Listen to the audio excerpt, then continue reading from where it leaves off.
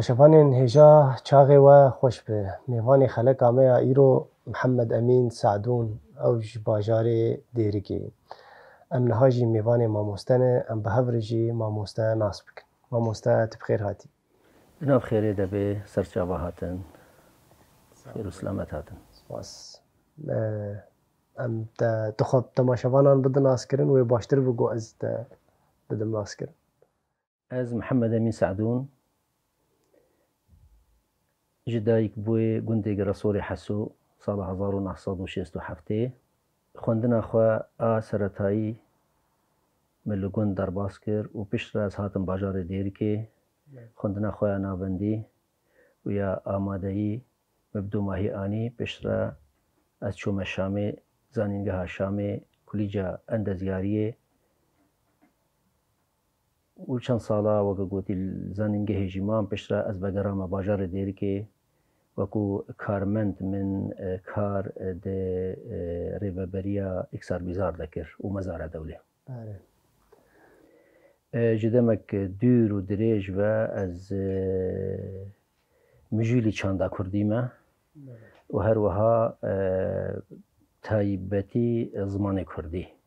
گوهدانک زیده از پیدکم و لباجار دیرکی جی ناس کریمه کو وکو برهمدار وکو کدن هنه ما کاری گوری کارین خواه ام بدن ملت خواه بله ماموسته محمد امین دبیرای چاندا کردی ده چاواتی ناس کرن بیرا چاندا کردی ده ام جی وکو گلک کسین کو او وارشوپاندین لپای چاندا کردی کتین مجی کاری ام شینو شوپکا خواه ده زویا چاندا کردی ده چه بکن و برهمن و کدکی بدن تبلی کدا وان کسین کو بری مجی خبات کری و برهم داین کو کارین جمکی جی چاندا کردی را چه بکن مجی کاری ام گوری کارین خوا گوری شیان خوا کدکی بدن تبلی وی چمی بکن وی چمی مصدر بکن و هیز بکن و کو ایرو ام سری خوشی بوی چانده بلند کن بله ماموسته گوهرتنین گو جواکا کردی چه بون دوان 15 سال داویده چه ده عالیه سیاسی ده عالیه روشنبیری ویجهی تی چاواشی رو بد که براستی اگر مروف هنکی وگرش شونده و هکو مروف سرپیهات یا خواه تایبت دوی واریده دیار بکی آنجی بده ناس کرن و نیرین خوشی دوی درباره ده بده خویا کرن براستی گوهرتن گلک مازن شیبینه یعنی تی بیرامن حتی بری 40 ساله یعنی و ورده ده سالین 75 ده چاوانه کو گنده ما دکوی سر سینور باشور کردستانه چاوا پشتی تک چونا شورشا ایلوله و درکتنا و سیاسات زورداری و بن پیکرین ده آلی کردان ده و چاوا کو گندین کردا ویران کرن و خلکین وی پنابر و دربدر کرن یعنی اوینا البرچاوین من یعنی چاوا پیرکا من دگریا لسر کسو کارین خواج بل گنده پیشبری ما کسو کارین وی بین خلکی وی بین برای وی بین پسمام وی بین چاوا دگریا و دگو تف چون ایرو مهود بینه هکر مرو وی وینی بینه بر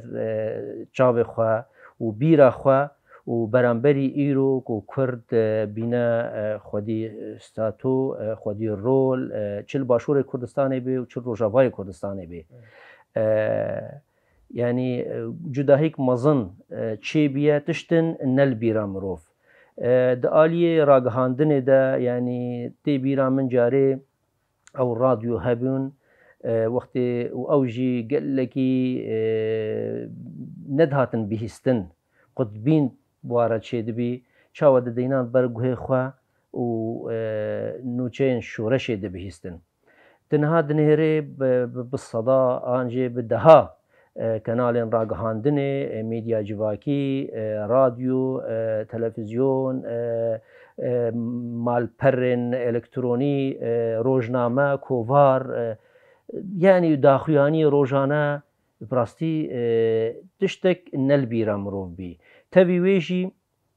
کو ئەگەر مرۆ دیسانێ وا ڕۆژا بینێ بیراخوا بەرامبەری نها بکێ مرۆ دەبێژێ چاوە ئەو باوەری لەجێ مرۆڤ چێ دەبی کو مرۆ بکاربێ ئەو ملەتێ بەلەنگاز پەریشان ئێش ئەو دبن نیرێ زڵم و زۆرداریە دە دنالی ئیرۆ ببێ خودان ڕۆل و ئیرۆ ببێ سەروەرێ وڵاتێ خوا و بکاربێ جەهەکێ خوا نەتەنێ وڵاتی خۆدە بگرێ لێ بەلێ کێشە ناودەولەتی و هەرێمی دەژی جەهەکی وی هەبێ و گوتنەکەوی هەبێ بەێ ڕاست ها دەباسا پێشکەتنا تقنی کرد ینی باندۆرا وێ لوێژەیە گوهرتنا گۆدوێژەیە چێ کرد لە گۆری بەرێ دەمێن بەرێ و گۆری نها چاوات بین بڕاستی گەلک جارە تشتن هەنە دەمنادە پێشکەتینە و ئالاڤن وەک گوتی پێشکەتی کەتنە دناو دەستێ مهۆدە لێش ئالین دیڤە گەلک جاراژی ئاستەنگی و ئالۆزیژی پەیدا دەبن گەلک جارە ئەدەچم وا پرتوکخانە چێ لە باژارێ قامیشلۆ بێ چێ لە دێرکێ بێ ئەز بە سەدا پرتوکا دبینم ئانژێ ناوۆنیشانên پرتوکên ku em sala li wa digeran an jî xewn bîn ji me re me navê wa bihîsbî lê me netkarî em wa bibînin îro em wa dibînin gelek jara ji xudanê wa pirtûkar dibêjim ez dibêjim hinga em hebûn û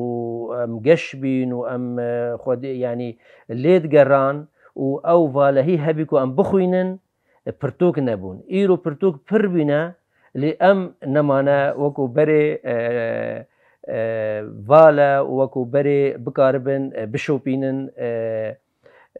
an jê bixwînin û lêkolîn bikin wa berhema vîca yanî her wextî çi serdem bê tiştê baş pêş dikevin وەک دەبێژێ سلبیاتێ وێژی هەنە و ئیجابیاتێ وێژی هەنە ئیرۆ بێگومان پربوونا وان دەستکەفتیا و دەستێن مرۆڤ ئالیێ چاندێدا بێگومان خورتیکی ددنە وێژەیە کوردی چاندا کوردی ئەو بنگهێک و هاتی دانین بەرێ ئیرۆ بێگومان خورتتر دکێ هەکەر گاوێ وێ نەلەسترژی بن لێبەلێ وا بنگەها لێ خودی دەردەکەوێ و ئاسێ دکێ و خورد دکێ بەێ ڕاستە مامۆستا ئەمێ ڤەگەرن زارۆکتیاتە لە گوندێ گراسۆرێ حەسۆ ناوێ گوند خۆش کورهاتی ناوێ گوند گراسۆرێ حەسۆ دکەوێ سەر سینۆرێ باشووری کوردستانی وەکو مەگۆ 40 کیلۆمتر دووری باژارێ دێرکیە پێشبەری گوندێ سحێلە گوندێک ناسکریە ینی لەسەر سینۆر ji ber pêlên penaberiyê gelek dû gundî re derbas bîn piraniya xelkê rojava gundê sihêla nas dikin û pira sihêla û zarokatiya min eger berî em behsa zarokatiyê bikin em behsa navê gund bikin gund di Heso gunda çêbîne yanî Hesok berê Ebdulkerîmê Heso şelala heye berê bixwe gundê girasor êwaye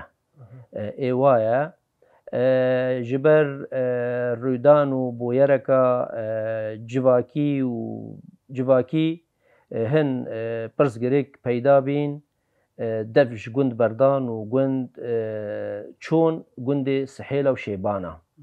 و بهتر گند شیبانا پشتی وی عبدالعزیز حسو هاتیه عبدالعزیز حسو هاتیه گراسور ویجا حسو هند بیجن حسو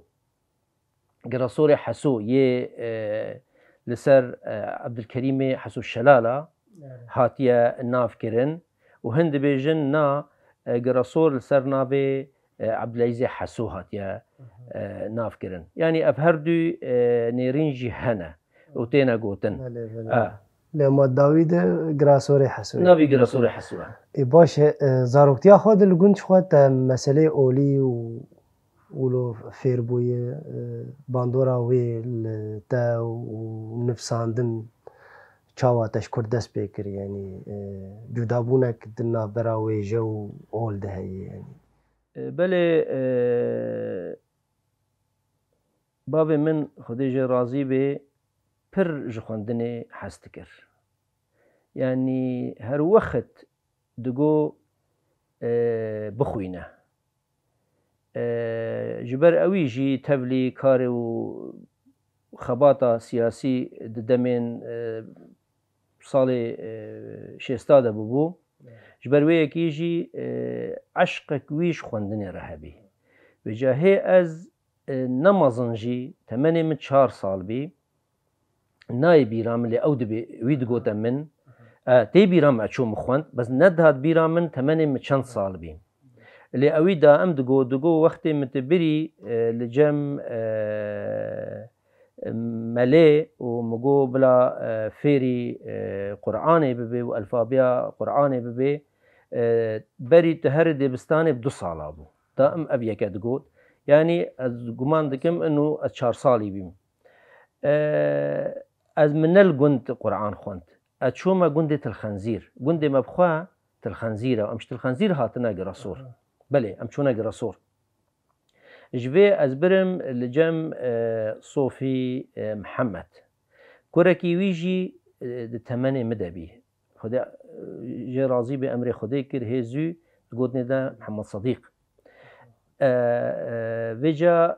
منو وي بهفرة الفابيا قرآني امفيري الفابيا قرآني ذكرن مثالكي بردوام كر من خلاص كر وبشتي وي ايدي از بنقرا مجم لي وك من قوت يعني حجي كرنا بابي من خواندني را هشت هر وقت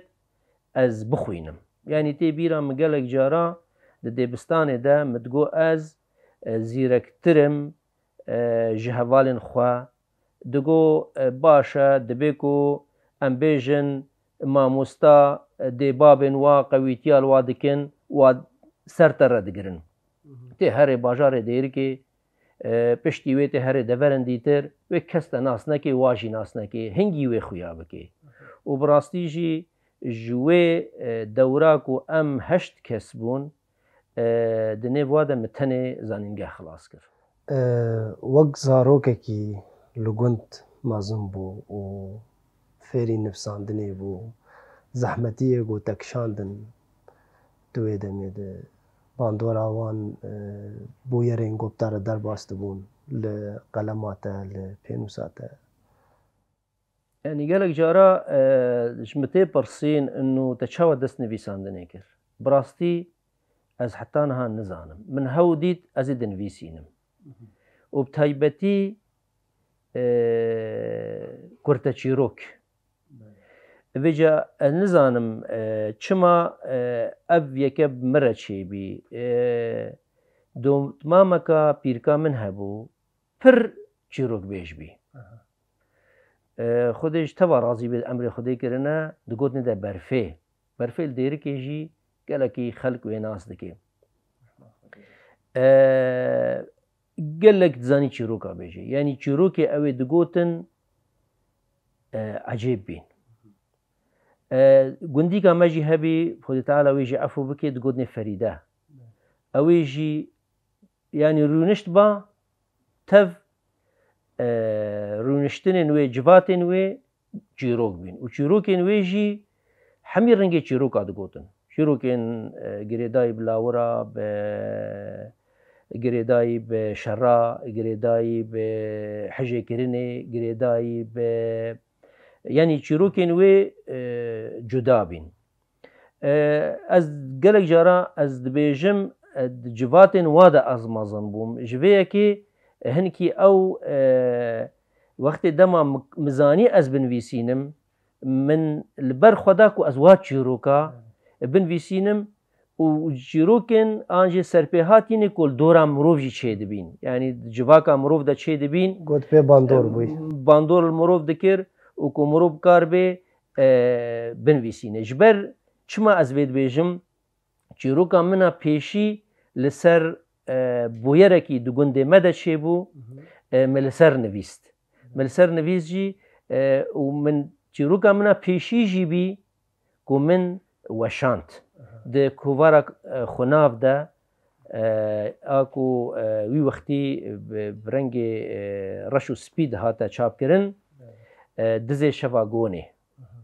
Bûyerek diziyê bî Em karin nas bikin? Dizê şeva gonê.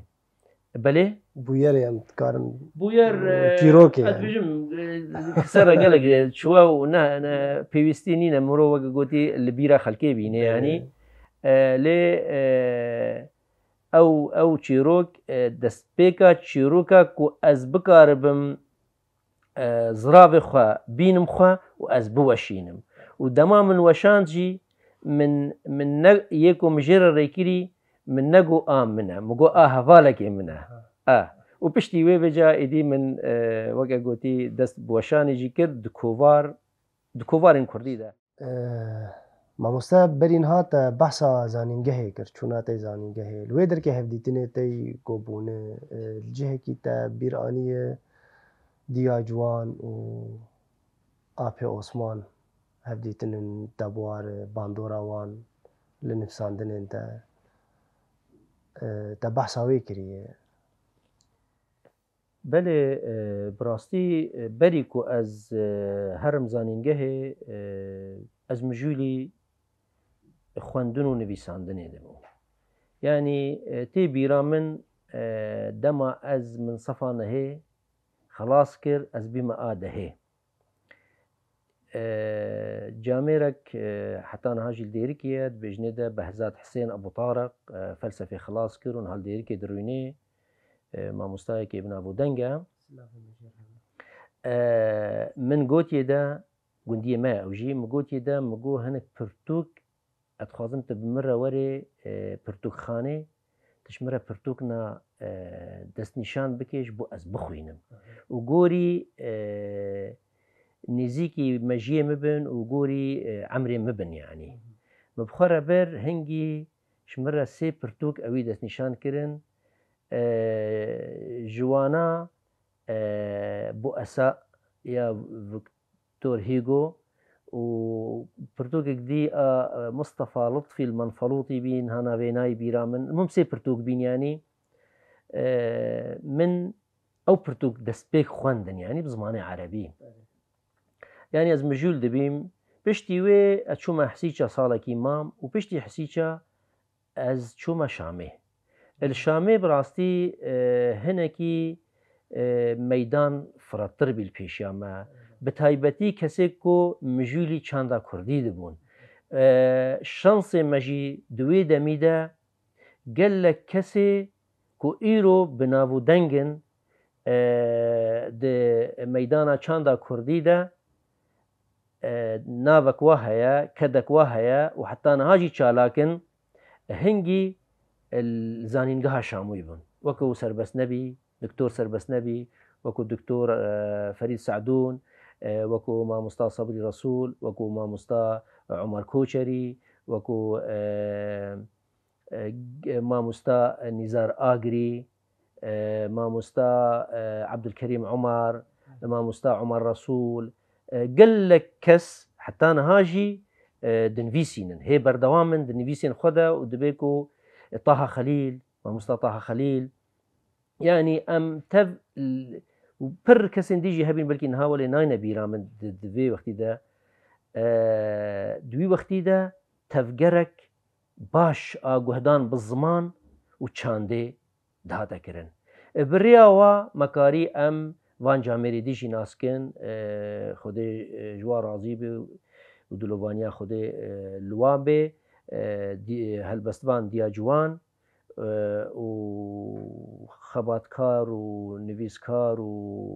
تێک و شەڕێ ناودار عوسمان سەبری مە چەند جارە سەردانێ وان دکردن و مە تێکیلی بوارە دەکردن و مەگەلک سوودجی ژوا وەرگرت یعنی د ئالیە چاندێدا د ئالیە زمێندا د ئالیە خودی دەرکەتنە لە چاندا کوردی و ڕەنگێک و تبکار بێ خەباتێ بکێ و بەرهەمدار بێ دەما پەیرە نفساندنا تەی دەستپێکێ چ زمانی بوو وەک من گوت من دەستپێکێ نزانم چاوە دەست بە نویساندنێ کرد لێ هەنگی من تیپێن لاتینی نەتزانی من تیپێن عەرەبی ئەز باوەرم پرانیە کووردا بووی ڕەنگی دەست پێ کرد ئەنو فێری زمانی عەرەبی ببی دێبستاناندا پشتی تەکاری بەر و نویساندنێ هەرێ تیپێ عەرەبی دنویست کوردی بی لێ تیپێن عەرەبی لێ بهتر پشتی ئەچوو مەزانینگەها شامێ و من وەک داخویاکردن مەگەلێک کەسێن مژول دەبین بە چاندا کوردی و بتایبەتی پرتوکێن لاتینی من دیتن یانی هەنگی ئەژوەیەکێ ئەز فێری تیپێن لاتینی بیم و من کاری وەکە گوتی بهتر گوهدانێ پێ بکەم و خۆخۆرد بکەم و دوی وەختی بخۆدەژی پشترە یعنی ئەو وەک دەبێژێ پێلەک نو دچاندا کوردیدا ڕوویدا ئەو کۆڤارên کوردیەک و مە بەرینها بەحسێ کرد سپی و ڕەش بین کارین کراسێک نویل خوەکن گۆری دەمێ و کارین خوێنوی بکەن و جهێک خوا زەڤیا چاندا کوردی دەبگرن پر کۆڤار وی وەختی دەرکەتن چێ ئەو گورزەگول مامۆستا کۆنێ ڕەش و وا مامۆستاندی ئاریکار بین پێرە دەرخستن و پێشرە پرس و گەلک کۆڤارên دیتر گەلاوێژ و ستێر و وەکە گوتی هات دەرکەتن و تەڤژی دگهانەمە یانی مەژی کاری ئەم بخوێنن و جهێ خۆشی تێدە بگرن و ئاریکار بن بوارە دگەلک شتات بەلێ ڕاست مامۆستا تیکیلیات ناوبەرە زمانê کوردی din û berxwedaniya di ber nasnameya Kurdî din çi tîkilî di navbera wan de hebûn got we xwe fêrî Kurdî kir û we bi Kurdî nivîsand ez gelek cara ez dibêjim heger ez neholê aşiq û evîndarê zimanê Kurdî bam ez ê nehew qasî jî xemxarê Kurdîtiyê bama û min ê qurbanî jî di ber Kurdîtiyê de nedabana ji xwe mirov şerm dike behsa qurbaniyê xwe bike beramberî dilopek xwîna şehîdekî ku xwîna xwe rijand li ser xaka Kurdistanê û bi taybetî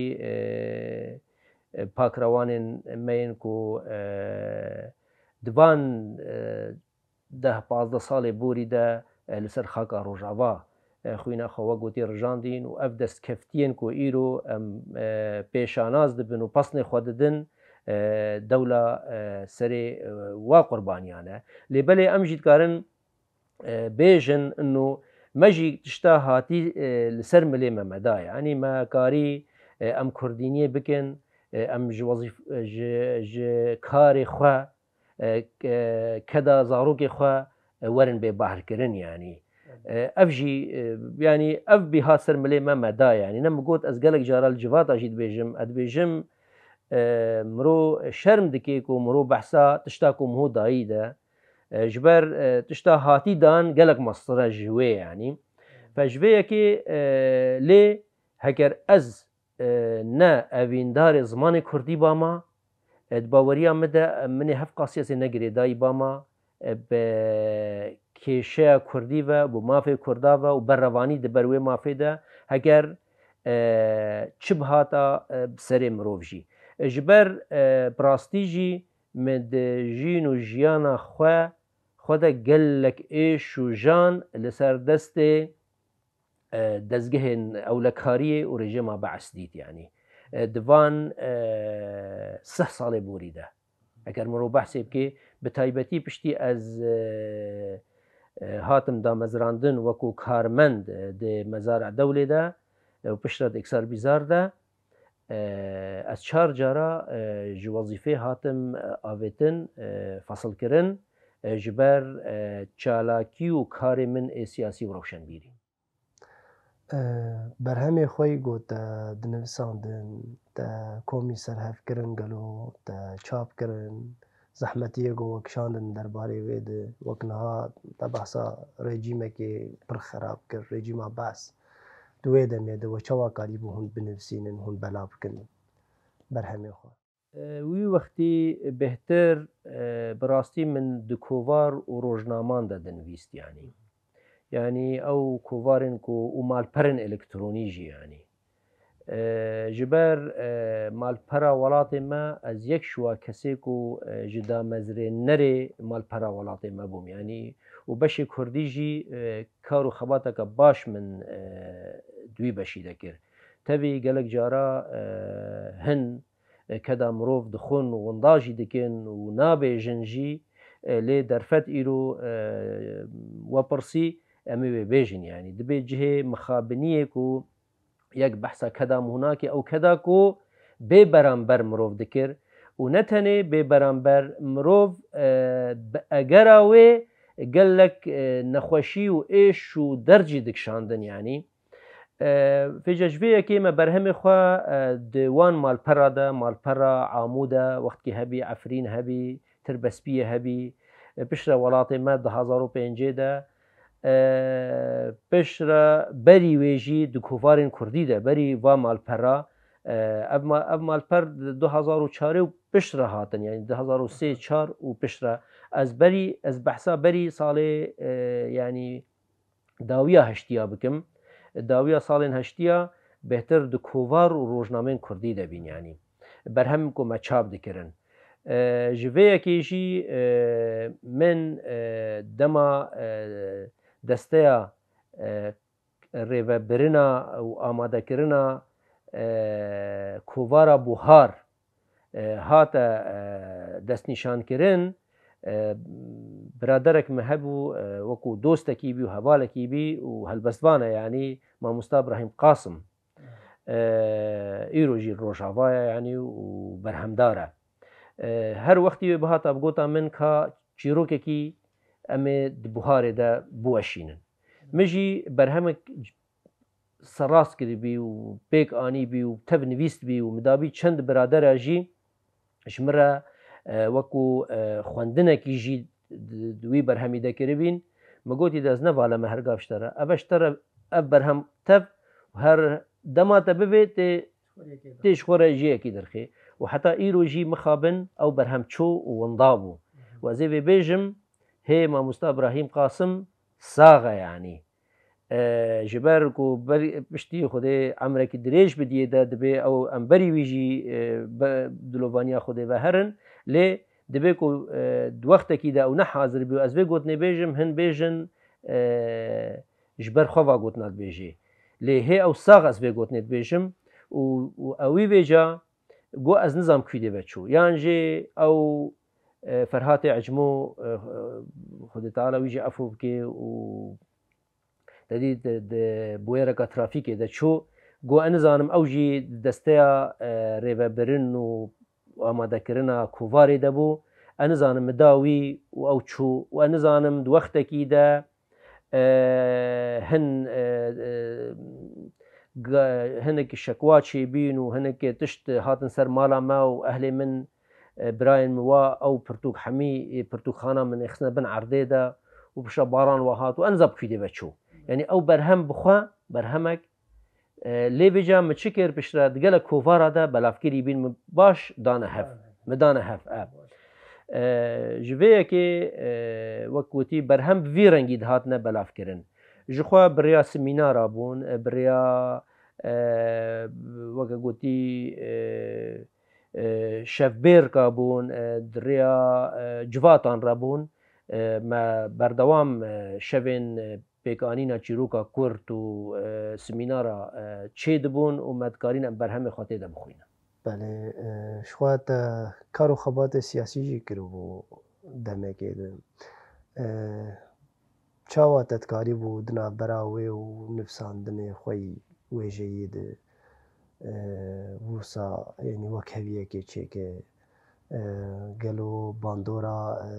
kar û xebatê tê siyasî li pênûsa te hebû, li nivîsandinê te hebû. Ji xwe demekê piştî jî we saziyên wek grûpê dêrik we ava kiribû. Armanca we ji avakirina wan saziya jî çi bû? Rast e em jî wekû piraniya xortên Kurda çi jin çi mêr tevlî nava refên tevgera Kurdî bûn yanî. Destpêka ciwaniya min de ez tevlî nava Partiya Çep bûm. Min çend sal derbas kirin. Bi rastî min didît ez ne baweriyên xwe weke dibêjê kar ji bo baweriyê xwe dikim. Yani ew baweriyên ku diketin dibin xizmeta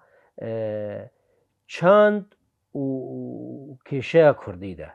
û pêkanîna mafê gelê Kurd de. Ji vê yekê her wexet di partiyê de ez wekû rikeber dihatim naskirin. Dihatim yanî nerazî bûm yanî ji karê partiyê, ji çalakiyê ku dihatine kirin, ji siyasatên wê, ji têkiliyên wê. Ji ber wê yekê piştî kongirekî û ez kongir hazir bîm û min dît çi hate kirin di wî kongirî de, ji kongir derketim, ez Şamê hingî xwendevan bîm. Şamê ez hatim Qamişlo kongir û ez ji kongir derketim ez nevegerame mala xwe. Mi dîsanê ez vegeram çûme Şamê. Yani min nehat serek li malê jî neda yanî ew çend heyv jî bî ez nehatibîme. Mi seredana gund jî nekiribî û min diya xwe bavê xwe jî nedîtibîn. Lê hingî wekû kesek hêviyên wî bişkin piştî ew kongir mi dît û piştî ew nêrîn û ramanên ku dihatin pêşkêşkirin û çawa li ser dihatine sekinandin û têkiliyên ku berî kongir dihatine kirin û tişta ku di kongir de mi dît bi rastî ez dilsar bûm û dilşikestî ez vegerame Şamê û ji wê yekê mixatirê xwe ji wan xwest û min got ez nema dikarim vî karî bikim. Tevî ez kesek çalak bûm di partiyê de û bêhtir berpirsyarê xwendevana bûm û serokê nivîzgeha xwendevana di partiyê de bîm li Şamê. Ew bû sedem got grûpek wek grûpê dêrik wek peymangeha Bedirxan hûn ava bikin. Ev tişta ez dibêjim di salên berî nota de ne. Ê ku karê min û nerazîbûnên min di hundirê partiyê de û wextê ku min ew biryar jî standî. Lê pirsa ku cenabê we dike piştî ku ez ji zanîngehê derçûm û ez vegeram li dêrikê bûme karmend. Na piştî wê ye. Piştî wê me nûkanê min got min xatir ji meydana siyasî xwest an jî ji hevalên xwe partiyê xwest û ez hatim dêrikê. Wextê ez vegeram dêrikê min hingî min û jimarek ji rewşenbîr û nivîskar û xemxwar û dilbêşên çanda Kurdî me karî em grûpa dêrikê a çanda Kurdî ava bikin ji ber ziwahîk hebû di meydana rewşenbîrî de. Tevî a siyasî jî mixabin hebî dû wextî de lê a rewşenbîrî hê ziwatir bî. Ji ber wê yekê me pêwîstî dît ku em bikaribin karekî bikin. Tevî destpêkê ti armancên me ji avakirina rêxistinek rewşenbîrî nebû. Lê belê karê ku me bi hev re kir و ما هف ناس کر هشت کو ام به هف را وی بریاری بستینن و ام گروپا دیری که چاندا کردی سال 1995 آوا بکن. بله ایرو ده چاوال ویجه کردی دنبه ده چه حالی ده ایرو پیشکتی گلو یعنی هین دوان سالن برید گوگ هین او گاوه زده ناویتنه وەک گاوا دیژی من داخویا کرن gelekî tişt li ber dest çêbûne berê xewn bîn ji mirov re yanî mirov got eger hebana mirovê gavên baştir bavêtana û kesê ku mijûlî çanda Kurdî dibû an jê wêjeya Kurdî dibû dibî bû ku karin baştir an berhemin baştir bidê. Îro jî ez karim bêjim wêjeya Kurdî eger gavên wê hêdî jî bin lê ber û paş de ve negeraye her ber û pêş de çê heger vêca em wê beramberî guhertinên berçav ê dunyayê rû didin bi rastî hêviya mirov e ku wêjeya Kurdî gavin ji vê mestir bavêje ji ber derfetên ku jê re hatî ji torevan û wêjevanên Kurdan re hatî geleke gorî wê jî gavên mestur û baştir bavêjê. Îro tevî wê jî tiştên nû dest pê kirine yanî. Anha eger em behsa wêjeya Kurdî bikin. Wêje eger rexneya wêjeyî nebe wêje jî pêş nakeve. Rexneya wêjeyî bi xwe îro di destpêka damezrandina xwe de ye. Yanî piştî îro zanîngehê me peyda bûn, îro nefşek nû bi zimanê Kurdî dixwînê ji rêza yekê heta digihe zanîngehê îro berî niha têgeh û zarwaz û zarwazên wêjeyî ê di nav destên mirov de gelekî kêm bîn. Îro ketine zanîngehê û zanîngehan de têne xwendin û îro nefşek nû fêrî wêjeya Kurdî dibe û bawernamê masterê çê dikin û di wî warî bi xwe de yanî di wî warê ku bikaribin xizmetê bikin. Ême jî bi rastî ev 2 sal bû ez pey vê yekê ketim yanî me got eger em bikaribin di zanîngehê de di zanîngeha Rojava an a Kobanê de em bikaribin masterê çê bikin yanî tomar bikin û em masterê çê bikin. Sala borî çênebî sala berî wê çênebî a borî derket li Kobanê û me jî weke gotî navê me jî kete di nêv wa de û me wekû ezmûna ji bo qebûlkirinê me pêşkêş kir lê mixabin em ser neketin û weke gotî hevalên me gelekî serketin û tevî babeta ku min pêşkêş kirî jî li ser rexneya wêjeyî bû yanî. Min xwest di wî warî de ji ber ez dibînim wêjevan heger rexnevan nebe wêjevan jî pêş nakeve û kêmayê xwe nizane. Vêca me got belkî em bikaribin di wî warî de jî kar bikin em bikaribin kedekî bidin lê mixabin nebî şansê me em bihêvîne ku dema bê ew derîl pêşiya me nevêgirtin ji ber yanî tişta ku hatî me fêm kirî tevî ji me re nehate gotin lê çend biraderên dî jî hebîn hevalên dî jî hebîn ême temenê me mezin bû ji ber wê yekê em nehatine qebûlkirin. Berê mamoste di salên zehmetî wek niha ev 10-15 sal rewşa got mirov têr derbas dibe li Rojavayê Kurdistanê bi taybet vaz salên krîzên kesin wêjeyê dibînin wek lûks teref hûn ji bo wê na çi dibêjin nerînê we çi ne? Na ême eger ji bo wê ba karin dî hene mirûdkarî ji xwe re bêhna xwe pê fira bike û xwedûrî êş û janên civakê bike lê ez dibêjim wêje bi xwe ew jî xebateke ew jî kareke ew jî zanisteke ji bo ku tu bikaribê civakê biguherî tu civakê geş bikê tu civakê pêş bêxî يعني تجاري از بخوا وكو كس نابينم انه وكو والهيكيت ووالهيا خدا دقريت كيفا دلي خبيتيني نا از دبينم زانستك خباتك او خبات جواكي دا تيكرن جبوكو تبكاربي بوير رنگي ويجي تبكاربي خبات خوش بكي تبكاربي برواني دبر قلك تجهن خوش و شیرین دا بکی وکو آزادیه وک هویه وکو راستیه وکو وجا به پیون خوش به پیون شیرین به وینین جدا رنگین کار سیاسی و تشتی بگیره. مامۆستا تو وەک نویسکار دخوازێ چ پەیامێ بدە نووساندنێ خۆت؟ بله اگر تل چیروک من وگره آنجی گوتارن من ولی کولین و بتایبەتی چیروک بهتر از درد و ایش جواکی درد کبم جواکا کردی او جواکا کو اوه هزار سالانه دبن نیر ظلم و زورداری و داگیر کرن و میتنگری ده دجی جبرویجی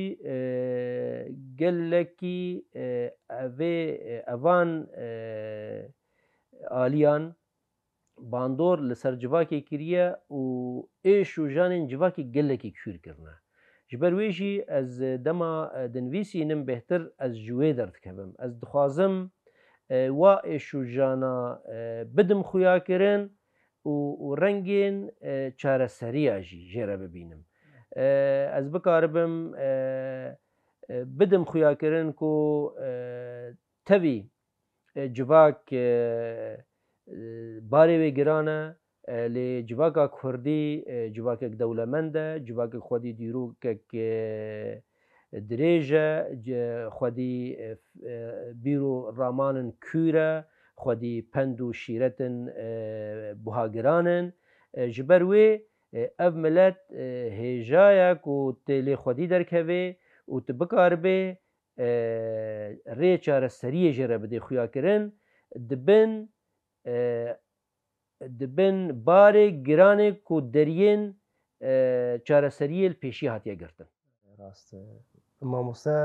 شبۆ پێشکەتنا وێژەیە کوردی شخوانها ما بەحسا نەقد کرد وەک شیرەت وەک پێشنیار نامەیە تەی داوی دەربارەی وێ دەربارەی کەسێن گۆنها دخوینن نویسکارên nifşên gonû dinivîsînin tu çi şîretê dikî tu ji bo wê çi dibêjî؟ ez dibêjim dema ku wêjeya Kurdî giha zanîngehê êdî zanîngeh bi xwe dikarê li ser wê yekê bisekinê ji ber zanîngeh aliyê herî bilind e dikarê lêkolîn û vekolîna di wê derbarê de bike û dikarê rên çareseriyê jî ji bo pêşxistina tureya Kurdî diyar bike tenê ez dikarim vê bêjim انه زانینگه رنگکی باشتر و خورتر لسر ویکی بسکنه نوکو يعني ام بيجن زانینگه مثلا از وکو در چوی زانینگه و زانینگه بویا جبو از باورنامه کی ورگرم و از پی جیانا خو زاروک خو بوی باورنامه بدومینم بردوام بکم نا ناما ویجه مسترج وی نامک مروباهیه نامک کردواریه نامک دیروکیه لسر ملی زانینگه و کو زانینگه بکار به وان خوندوانان هل بجیره او خوندوانن کو اویندارن ویجه و زمان کردینه نکو هاتنه جبو صبحی به فونکی بستینن از ماستری بم درچوی ماستری بم آن دکتورای بم آنجی